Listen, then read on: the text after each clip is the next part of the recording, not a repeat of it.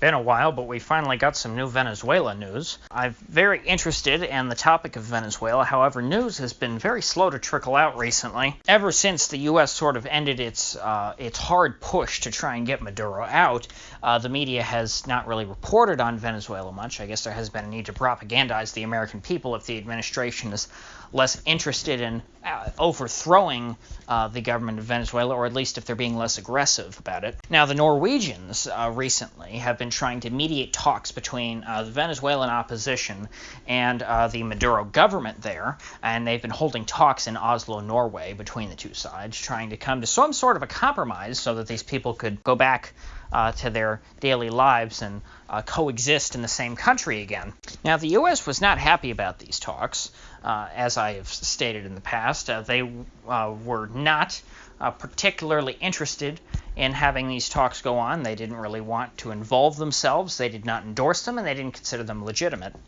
Now, there was some question at the time as to whether or not Juan Guaido himself and his people were involved in these talks, or if it was just the other opposition party, since in Venezuela there is a very broad and diverse opposition, because of course the Venezuelan opposition is made up by anyone who is outside of Maduro's party. It's not like there's one party. There are, many parties with different ideologies who are all against Maduro. Now, at least from what I'm hearing now, they are sort of implying that Guaido and his people were involved in these talks, I guess against the U.S.'s wishes. Although if that were the case, I don't necessarily blame Guaido for going against the will of the U.S. government, considering that the U.S.'s plans haven't worked out, and because he's not in power yet. So maybe it was a good idea to try another route. But in the end, it failed to work out. As I reported a couple weeks ago, those talks ended, and we didn't hear any word about any sort of a deal coming out. Now, the Norwegians specifically said that they told both sides to keep their traps shut about it, and we really didn't have any details about it. But now we're finally starting to get some details, and it turns out that the talks did in fact end with no deal, and really no ground was gained between the two sides. Now, according to some folks within the opposition, what really was the major sticking point in these negotiations was that the opposition wanted there to be new elections, essentially invalidating the previous election, which Maduro won, though, of course, there's a question as to whether or not that was a fair election. And Maduro was not willing to compromise on this point because he did not want to accept the fact that the previous election was in any way illegitimate. And since that issue was a red line for both sides, there was no room for compromise, no matter how much either side gave up on any other front. The crux of the Venezuela crisis really is the legitimacy of the previous presidential election. And frankly, regardless of how valid the election itself really was, both sides, the opposition and the government, have their own reasons why they should support the side that they currently find themselves on.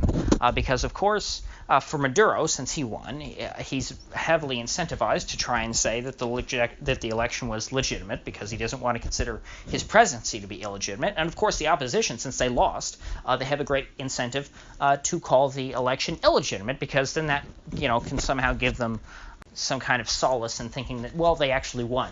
And so after no deal was reached in these talks, Guaido has now come out and said, or at least he hasn't actually said this yet, but it's rumored that very soon he will come out and say that his side, in the opposition at least, will not participate in any further talks.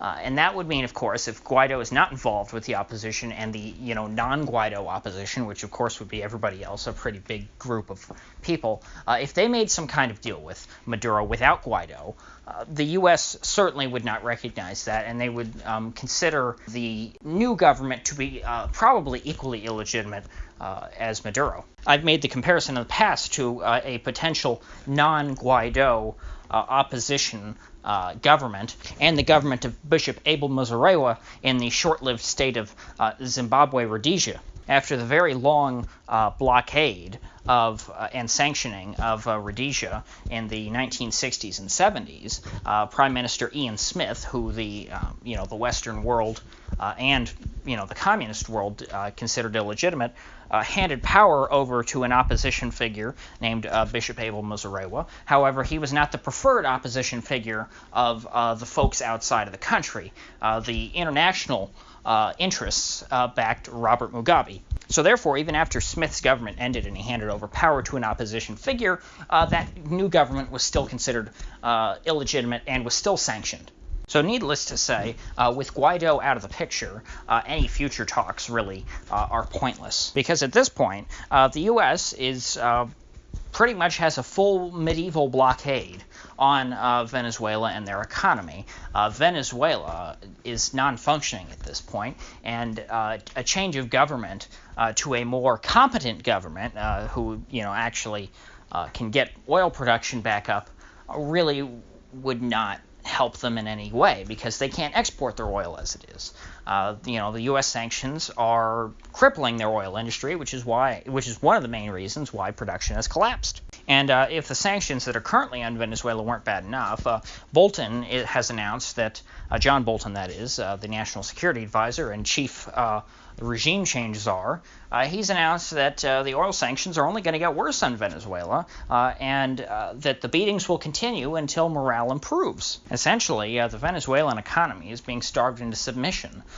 The Venezuelan people will not really be able to prosper in any meaningful way. Not that they were particularly rich before, but they really can't survive until they capitulate and outwardly not only stop supporting Maduro, but they have to actually go and do the work themselves to overthrow him on behalf of the United States government in order for these sanctions to come off. So, of course, despite the rhetoric of somehow these sanctions helping the Venezuelan people, that's a bunch of hogwash. What the U.S. is trying to do is manipulate the Venezuelan people into doing their bidding, because they know that sending U.S. ground troops down to try and overthrow the Venezuelan government really would not be a political winner. Now, of course, just because the U.S. sanctions your country doesn't mean that you necessarily have to disengage from the global economy and fade into obscurity and poverty. The Iranians have been able to thrive despite U.S. sanctions, or thrive isn't really the right word, but they're doing a lot better than Venezuela. The Iranians are not starving yet, as far as I know, and that is because the Iranians have, over many decades, established elaborate smuggling routes and really know how to sell their oil on the black market. Venezuela, however, has always been out of the shadows and in the open market, and actually dealing oil in the normal global economy. I mean, where I live, Citgo, which is the Venezuelan state oil company, they have gas stations all around here. The same cannot be said for Iranian oil. I don't see any Iranian or gas stations around where I live. However, Iran is still selling their oil to somebody. Venezuela is not, and that's why ultimately I think that if this continues, what the U.S. is doing now is a much smarter strategy than what they were trying to do before. Before, the U.S. was just trying to go on TV and claim Maduro's not legitimate, and they thought that would be enough to, just push him out of power. That wasn't the case. But what they're doing now, they're playing the long game. The U.S. is trying to starve the country out, and eventually, if there's no Venezuela left to lead, well, then Maduro will have no power. I don't know if the U.S. will be able to provoke anti-Maduro uprisings because of all their sanctions and things. I don't know if that will be enough to get people to actually go and overthrow him himself, but even if they can't, Maduro's been neutralized. Venezuela is a failed state at this point. Maduro can oppose the U.S. all he wants in spirit, but he, at this point, has no influence in the global community, or the international community, I should say. It's not like he's able to, support the Cubans or help other, so-called Bolivarian revolutions in the region, and that's really what the U.S. cared about. They wanted to stop the stupid Chavista ideology, which, for the record, I don't like it either. So by being patient, the U.S. will get what they want.